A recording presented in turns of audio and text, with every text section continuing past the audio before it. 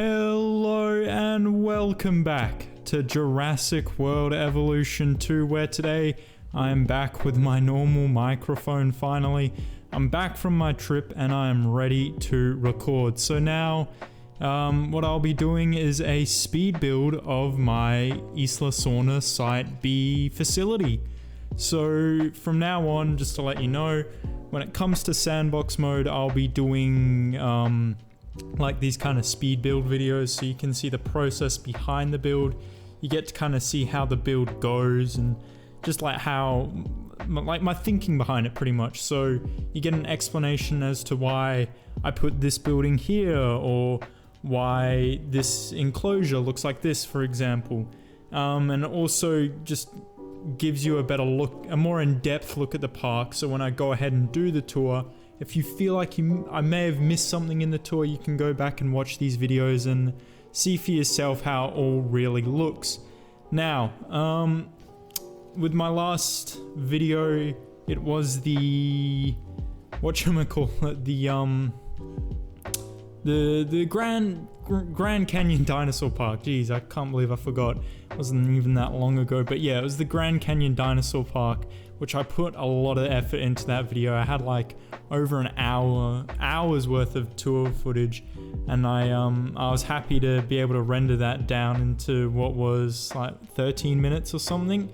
I was pretty happy with how that turned out. So if you haven't checked that out, go do that, because it is a pretty good video.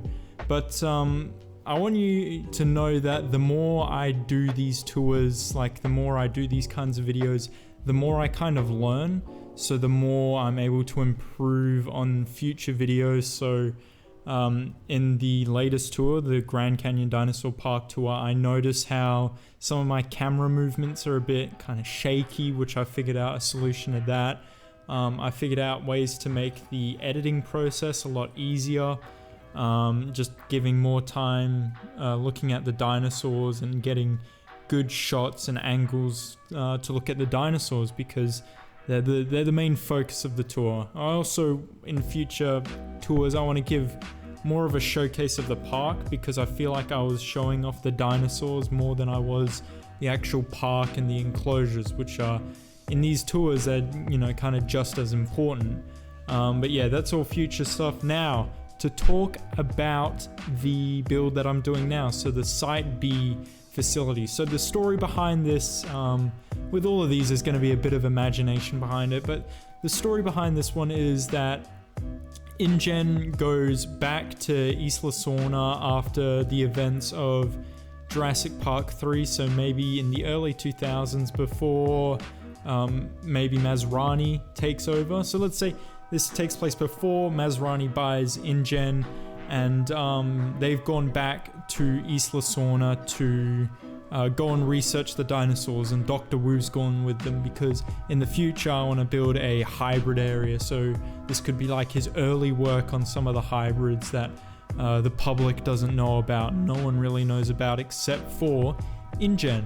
But yeah, so with this first area that I'm building now, this is just the kind of like the facility, you know. I made it so like it's very dense, very much like compact and close together, to get that feeling of you know, they've got to keep it efficient, you know. It's very claustrophobic. It's not a very ideal working environment. Maybe it's very close, you know, it's all close quarters. It's not comfortable. It's, you know, you go there to research. This is not a holiday area. This isn't a dream job kind of thing. No, this is, you're doing work and you need to get it done pretty much. So you'll see I'll use a lot of parts here just to make it all like unnatural, very artificial, get rid of a lot of the greenery, I guess you could say. And I also wanted to make it very blocky, so a lot of hard and sharp edges, no curves at all pretty much. I don't even think in the enclosure that I'll have, yeah, there's no curves in that. So yeah, the main focus of this one was just to build this facility, its power source, because I did turn power on for the sandbox park because I don't know, it felt fitting for this kind of thing. So that's kind of focusing on this. Also, the first enclosure, I was going to leave it as just the facility being built, but I thought, you know, it's a dinosaur game. We're going to want to see dinosaurs. So, you know, it was a necessity to put that in, you know, it needed to be in there. So I decided you'll see a kind of transition from this part to the next. And yeah, it's just because I thought it would be a bit boring if it was purely just facility and no dinosaurs. But for this, I did want to I kind of wanted to use a mixture of both the DFW buildings and the Jurassic Park buildings. Not really, I can't think of a area or place where I'd use any of the Jurassic Park buildings. I think Jurassic World buildings, just because, yeah, no, they just don't fit the theme. The DFW kind of fits that very industrial theme. I've said this before in the update 1 showcase video. Their buildings are all very industrial. It's very not mess around, I guess you could say. But yeah, and also the Jurassic Park buildings really kind of set the I don't know, atmosphere, I guess. Like if you look at the Jurassic Park viewing platforms, I think it is, you'll see that they're like very cagey, and like it feels kind of how the facility is very unnatural, very like there's a sense of danger almost, and you've got to be protected from that. Now I have a concrete fence that I've built around, as you're seeing here. That's to kind of be like, okay, this kind of encloses the facility. So this is the central working area, I guess you can say. And then I use the Jurassic Park heavy fences to kind of show where the dinosaurs are being enclosed. But if you know this kind of park, not what would you call this? This map, that's it, this map. If you know this map, you'd know there's like 3 sections. So there's this first section that's very large, and then they've got another section, so the middle section, which again is quite large too, and then they have a smaller kind of back behind the mountain section that it's not very big, it's kind of off, you know, in the shadows, and that kind of area of the map, that's probably where I'm going to put the hybrids. I feel like that is probably the most appropriate kind of position for them, because it's very secluded, it's very, you know, kind of secretive, I guess you could say, and yeah, it just works well with kind of the theming of the hybrids. But also for the middle area, I'm not sure what I'm gonna do there. That'll come with time, I'll figure that out. But when it comes to this first area, the area that I'm building now, I'm having it as kind of a capture area, I guess you can say. So if they went into this area and they went ahead and they captured all the dinosaurs, or not all of, but most of the dinosaurs that were in that area, because, you know, they don't want any dinosaurs roaming in the research facility. So they've captured and contained all of them, and they're going to be ready to move to a potentially different location, or they're going to be there for further research. So I want to put dinosaurs that we see in the movies in this area. So this is going to include Spinosaurus, which you'll see in this video, Stegosaurus, Pachycephalosaurus, Parasaurolophus, Mamenchisaurus, all of those creatures, even the pteranodons. I'm going to build an aviary and put them in there.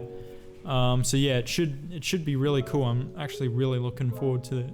And something I gotta praise Frontier for, and I know they're not watching this, but I still feel like I should say you did a good job on this, and that is when you're building fences next to paths, the fence will actually kind of align with the path and snap on the same angles as the path. So for example, as you see here, I'm going to build a path around the side of the facility, I guess you can say, kind of through the middle of this open area, and I'm going to have fences running alongside of it. Now I've got some interesting angles here, and that's not the final, what you're seeing now is not the final thing. I do change it as I'm doing now, but with those kind of awkward angles, they're not perfect, 90-degree angles, but the fence will still snap onto it. And as you can see here, I stretch it out and then I pull it, and then it snaps perfectly aligned with the fence. Now,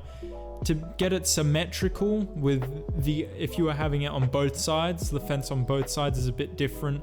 You're gonna have different distances, unless you get it perfect, because you're just a god apparently. They're gonna be like different distances away from the actual path, but otherwise they lie perfectly parallel to the path, which is absolutely incredible. I love that so much. Even with the pylons here, even the pylons were doing the same thing, which was great. I loved it so much. It didn't make it frustrating at all. It didn't make it like, I had to go back and delete it like 15 times because I wanted it to be perfect. And I'm when it comes to this game particularly, I'm quite a perfectionist when it comes to how it all looks. So you're gonna see the end of this first bit here where I've built the facility. You're gonna see a transition from this bit to the next bit where it's gonna have some new buildings, because off camera, I don't know why, I just decided to add more. So you'll see I've added a hatchery. I've gone ahead and extended the path out a bit, so I have a future reference as to where the path's gonna go. I also put in some like small decorations, and by that I just meant the classic lights, I'm pretty sure they're called, or original lights, something like that.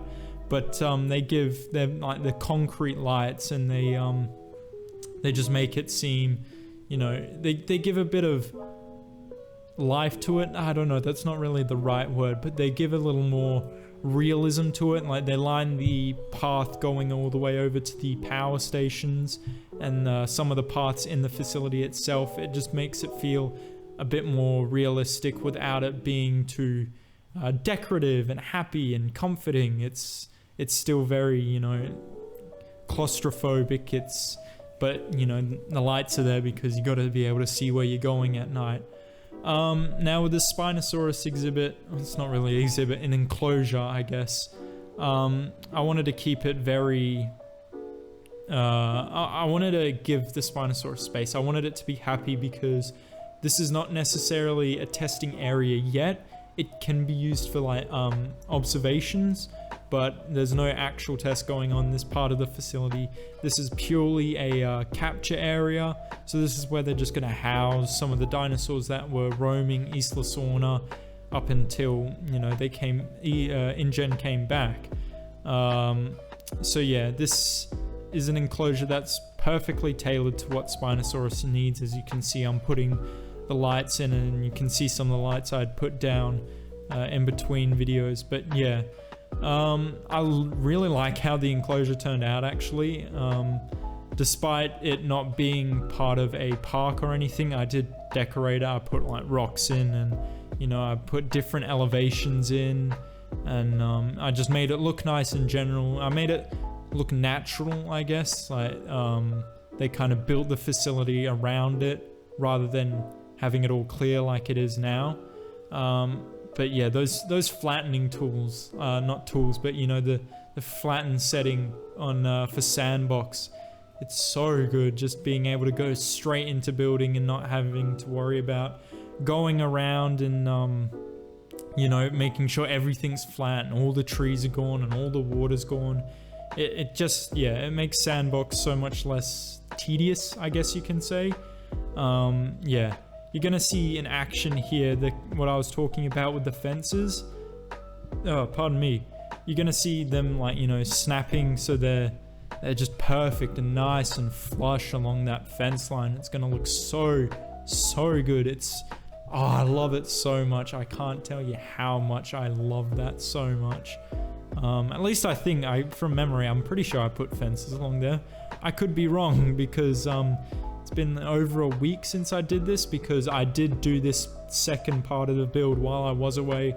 The first part I did it while I was at home, but I kind of got bored while I was away, and I did the second part. And I was going to do this video while I was away too, because I got a new headset, and I thought the microphone would be a lot better than the one on my original headset was, but no, it sucks. It's a real it's not a great microphone, even for a decent headset. It's a Steel Series headset, but the mic quality was so I thought, I'll just wait till I get home and I'll use my good quality mic that has the much more crisp sound, so my voice actually sounds like what it does in real life. But it is still echoey, unfortunately, because I am still recording in my dining room, because the office is getting some renovations done, but they should be done in the coming weeks, I would say, and then audio should be somewhat back to normal.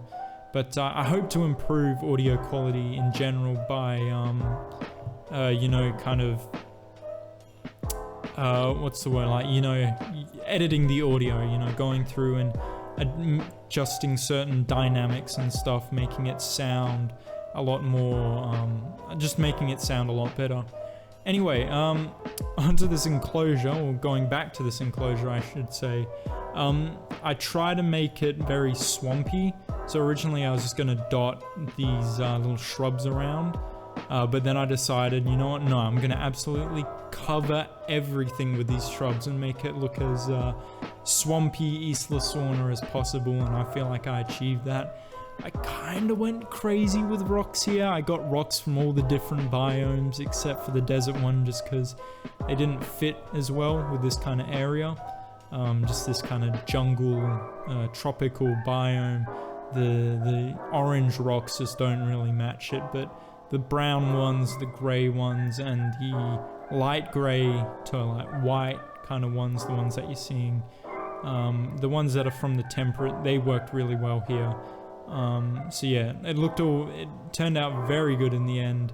For the Spinosaurus, and probably for the rest of these creatures, I'm just going to have them with their skins that you see in the movie. So for the Spinosaurus, I think it's just the base skin. It's not like one of the legacy skins, but for Stegosaurus, for example, I'm going to have the legacy skin. Ankylosaurus, legacy skin. The Brachiosaurus, I'm going to have the 2001 skin on it, so it matches the Isla Sorna one, even though it's a bit ugly, but oh well. What else? What other dinosaurs are there? Pachycephalosaurus just has its normal skin. What other dinosaurs are there? There's Corythosaurus.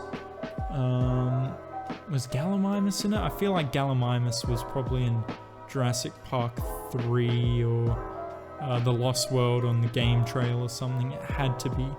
Velociraptor, I'm tossing up between either the Tiger Raptors or the Jurassic Park 3 Raptors. I think I'm leaning more towards Tiger Raptor. And then I don't have to make an alpha or anything and worry about that whole system. So, but I think the build is coming to a close here. So we will be going to the actual game, and I'll give you a quick rundown of how it all looks in a nice slow motion. So I'll let the rest of this play out, and then I'll see you in the game.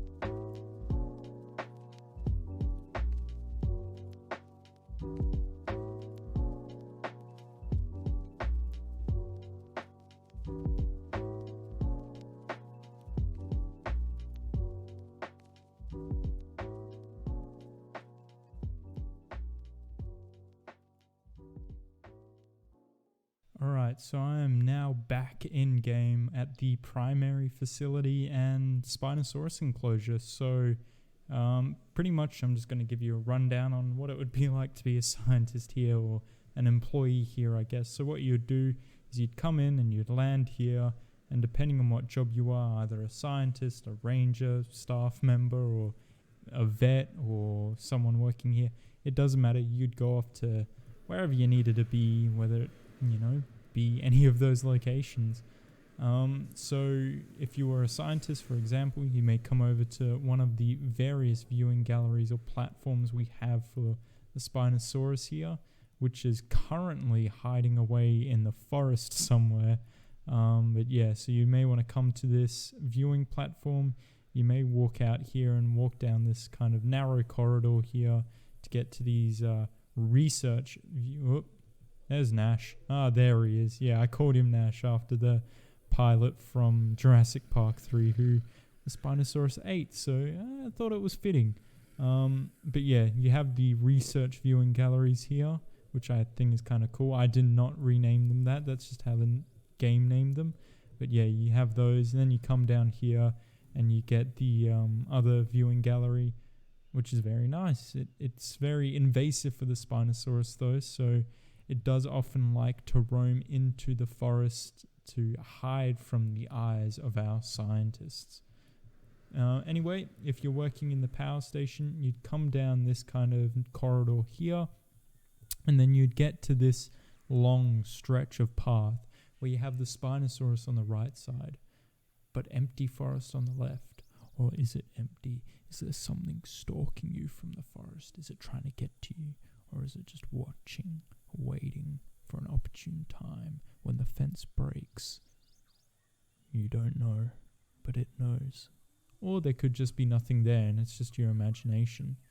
Either way, that's a bit anxiety inducing. But yeah, this was just dead space, which I filled with trees because there wasn't enough room for an enclosure, except maybe compies, but there's no spot for a viewing gallery or anything, so I didn't feel as though it was appropriate.